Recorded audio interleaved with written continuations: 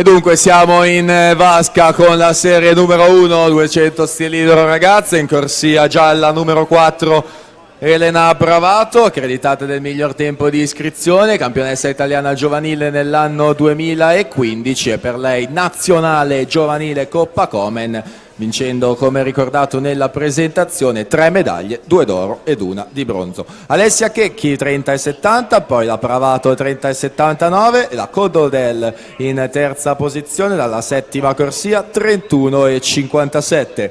Record della manifestazione Zarpellon Ludovica 2,08 e 84. E ci avviciniamo alla virata di metà gara, sempre a condurre Alessia Checchi dalla corsia 5, nella sua scia c'è la Bravato vicinissima, vediamo la situazione al tocco. Checchi 1,03,73, Bravato 1,04,05, Collodel 1,06 e 34.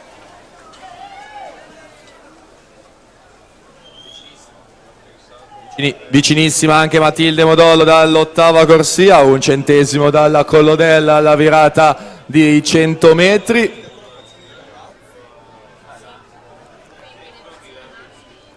Siamo alla terza virata, quella dei 150. Sale in prima posizione Elena Bravato con 32,40, Alessia Checchi 33,43 e sale in terza posizione Matilde Modolo con 34,78.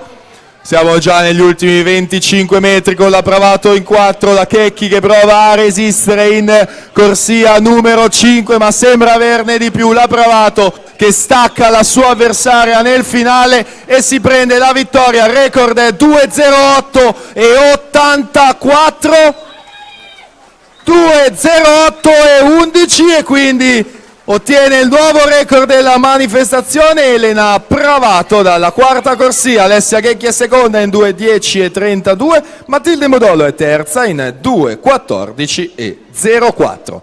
Prossima gara sono i